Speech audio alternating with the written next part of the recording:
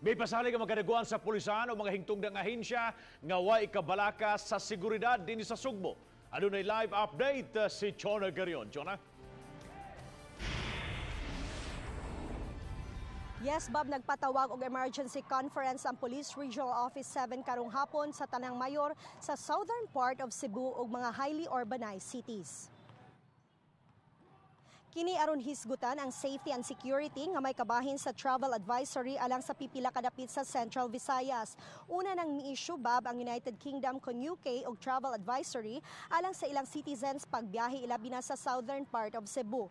13 ka mga mayor ang mitambong sa emergency conference nga gipasiugdahan ni PRO7 Director Chief Superintendent Tibold Sinas, kasundaluhan ug ubang government agency.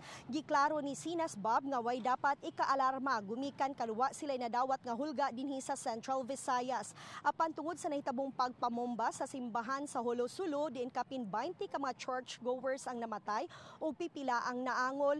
Ug ang latest karon, Bob, ang paglabay og granada sa usa ka mosque dili angay nga mukumpiyansa. Hinuon mas pahugtan ang police visibility, Bob, sa mga simbahan ug mga dapit nga dagsaan sa mga tawo. Gidugang usab ni Sinas, Bob, nga dugang tourist police ang i-deploy sa Oslob din usa sa dagsaan sa mga turista gumikan sa whale shark watching. Lakip na nga dugagan ng pulis ang lungsod sa Badyan.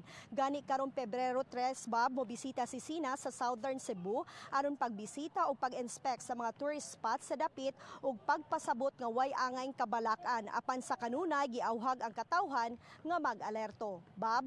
Thank you so much, Chona Garion, sa imong live report.